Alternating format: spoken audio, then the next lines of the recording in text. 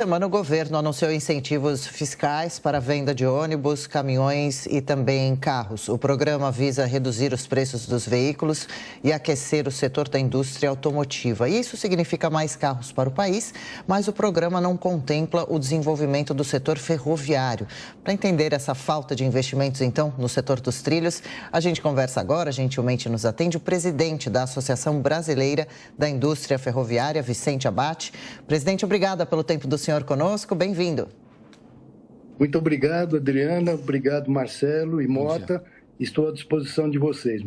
O setor, então, ficou de fora desse programa, presidente, mas já recebeu outros tipos de incentivo do governo Lula?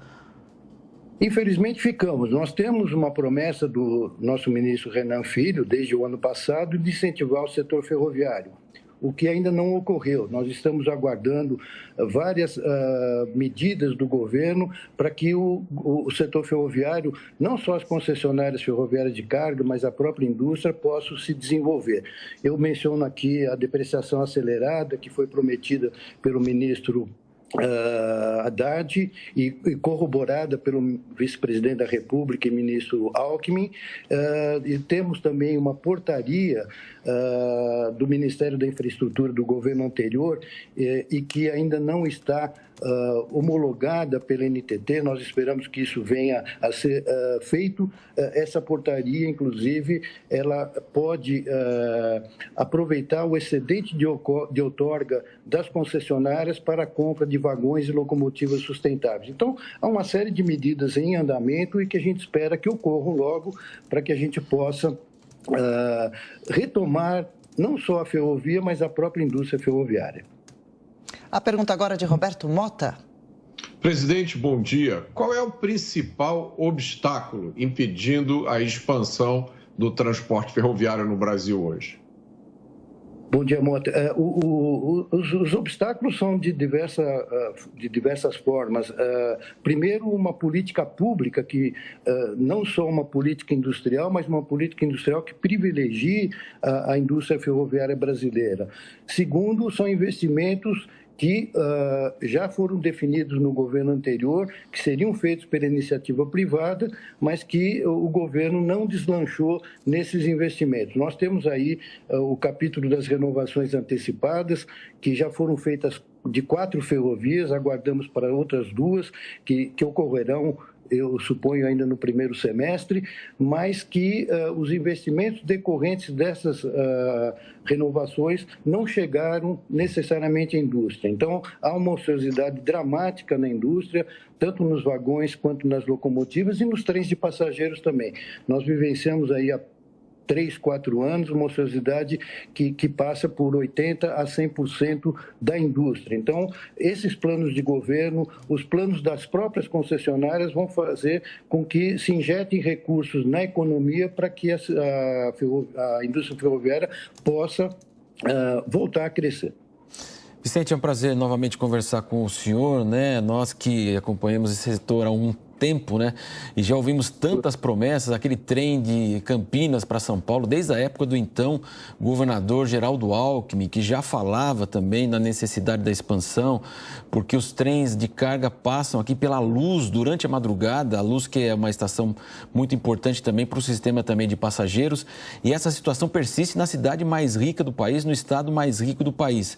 Por que é tão difícil o governo ou os governos eles tirarem os projetos da pauta mesmo, ali do papel, fazer o apelo para a iniciativa privada participar, porque onde existe ferrovias, elas são utilizadas pela iniciativa privada, elas são muito bem utilizadas, né? Bom dia, Marcelo, prazer em revê-lo. Realmente, existe um plano do governo, desde o governo Alckmin, como você mencionou, o governador Tarcísio, no momento, ele está empenhado que nós tenhamos um leilão que já está com data marcada na B3, no dia 28 de novembro, para que se possa levar avante o TIC, o Trem Intercidades, entre São Paulo e Campinas. Já há uma decisão de que a estação em São Paulo será a estação da Barra Funda e até a estação principal de Campinas. É um projeto que envolve investimentos vultosos de 12,5 bilhões de reais e que haverá inclusive com notícias recentes, 5 consórcios entre brasileiros e internacionais interessados na concessão deste trecho entre São Paulo e Campinas, que será vencido em termos ferroviários por 1 hora e 4 minutos. Ou seja, super competitivo com relação ao rodoviário, embora a distância até chegar às marginais pelo rodoviário ela seja de 48 minutos, quando você chega às marginais, de qualquer estrada que chega em São Paulo, você tem um estrangulamento pelas próprias marginais. Como o trem vai ultrapassar o rio e chegar à estação da Barra Funda, nós teremos um tempo extremamente competitivo em relação ao ônibus, caminhões e automóveis também. E a gente até começou a entrevista, presidente, falando sobre o programa que incentiva a venda, a compra de ônibus, caminhões e carros. De alguma forma, o setor ferroviário pode ser impactado por esse programa? Eu acho que os investimentos que são feitos, tanto para as indústrias de determinado setor quanto a própria infraestrutura, eles são muito bem-vindos. O que nós não somos contrários, naturalmente, é que esses investimentos sejam feitos sobre pneus. Mas nós não podemos deixar de antever que o governo também pense no setor ferroviário, que é um setor estratégico para o país. Nós temos que entender que as ferrovias, como foi dito aqui, elas são desenvolvidas no mundo inteiro, sejam elas nos Estados Unidos, na Europa, na Ásia, e aqui no Brasil ela não tem sido aproveitada com relação àquilo que se espera dela. Então, nós pensamos que o governo, tanto o governo federal quanto os estaduais, maiormente em São Paulo, eles têm um olhar maior para o setor ferroviário para que a gente possa ter uma infraestrutura, inclusive no caso da carga, que a gente possa chegar a 2035, que é o Plano Nacional de Logística, a uma participação do setor ferroviário de até 40%, eu diria, em relação à matriz de transporte de carga brasileira. Mota, mais uma?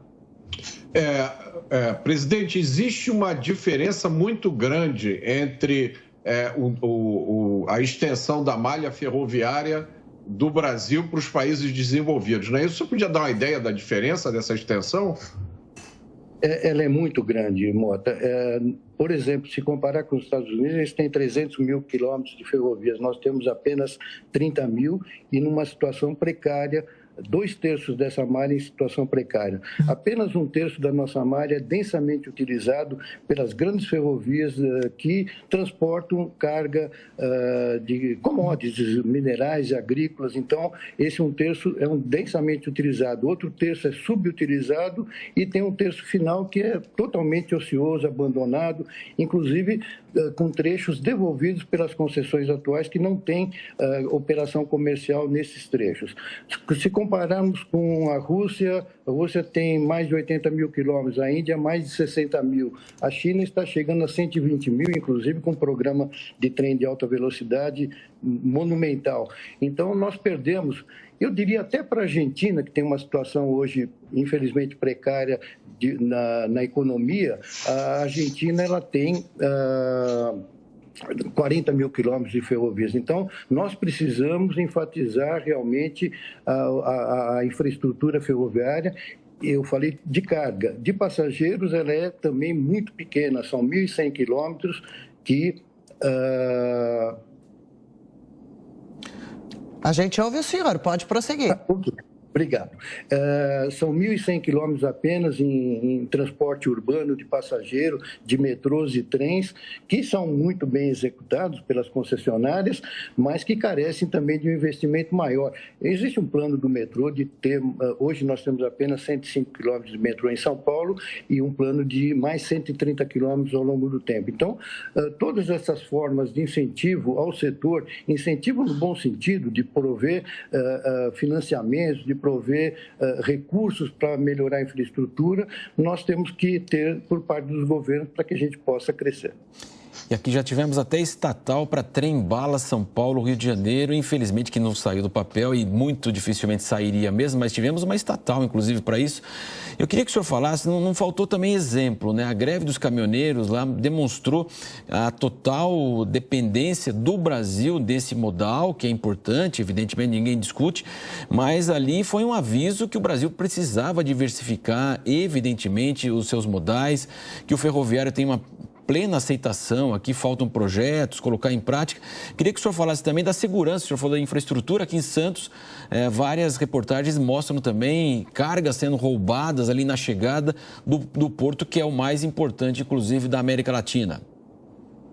Isso, essa questão do Porto Santos, ela é grave, sem dúvida nenhuma. Existem programas de segurança para melhorar essa questão, porque realmente os trens chegam, quando eles transportam contêineres, que os contêineres são, além de lacrados, normalmente voltados um para o outro, fica mais difícil o roubo. Mas mesmo assim você tem questão de roubo com vagões graneleiros que transportam grãos desde o Mato Grosso. Então, isso é um problema, eu diria, da própria Polícia Civil, que está sendo equacionado. Agora, tem um programa das ferrovias internas ao Porto de Santos, que quando você chega em Santos, existe uma disponibilidade de você melhorar a convivência entre as 3 concessionárias que chegam ao Porto de Santos e melhoradas com essa ferrovia interna que vai ser construída, inclusive com uma pera ferroviária dentro da poligonal do Porto, para que possa ser destinado, principalmente, que hoje em dia a celulose é muito importante no transporte ferroviário, para o setor de celulose. Então, o equacionamento disso não passa necessariamente pelo setor ferroviário em si, mas por uma questão criminal de polícia civil, que a gente espera que o nosso governo esteja atento a isso e possa impedir esses roubos que só depõem contra a própria sociedade. Claro, e para a gente encerrar, presidente, a França proibiu recentemente voos com tempo curto de viagem por medidas de economia e de preservação do meio ambiente, uma vez que esses trajetos podem ser feitos de trem, justamente. O atual programa do governo que a gente comenta aqui vai acabar indo contra essa questão da sustentabilidade. O uso de trens tem essa vantagem? Sem dúvida nenhuma, a sustentabilidade é o ponto principal da questão ferroviária em termos de emissão de CO2. Eu cito um exemplo, que a Ferrogrão, infelizmente, ainda está travada, ainda que o STF tenha, no dia 31 de maio, dado uma decisão, mas é uma decisão que ainda demorará para ser definida. A diminuição de emissão de CO2 no projeto da Ferrogrão, por exemplo, é de 1 milhão de toneladas de CO2 por ano. Então, o setor ferroviário, a ferrovia em si, ela é extremamente sustentável, amigável ao meio ambiente por essas questões, segura, rápida. Então, por exemplo, essa questão de que a França está definindo que trechos pequenos possam ser via ferroviária, aqui no Brasil poderia ser, inclusive, da pergunta que foi feita há pouco sobre a questão do trem de alta velocidade entre São Paulo e Rio de Janeiro. Eu acho que isso deveria ser o escopo do governo nesse sentido, para que a gente pudesse ter uma ferrovia entre São Paulo e Rio, que tem 400 quilômetros de extensão, populações entre São Paulo com cerca de 20 milhões, na Grande São Paulo, e Rio de Janeiro com cerca de 12 milhões, são fatores ideais para termos uma ferrovia de alta velocidade. Talvez não tenha sido feito há 10, 12 anos, que não fosse tão maduro quanto é hoje. Eu acho que o trem intercidade de São Paulo a Campinas ajudará na possibilidade de construção do trem de alta velocidade entre São Paulo e Rio de Janeiro. É isso, presidente da Associação Brasileira da Indústria Ferroviária, Vicente Abbate. Muito obrigada pela entrevista, pelos esclarecimentos. Ótimo sábado. Muito obrigado igualmente a vocês e obrigado novamente pela oportunidade.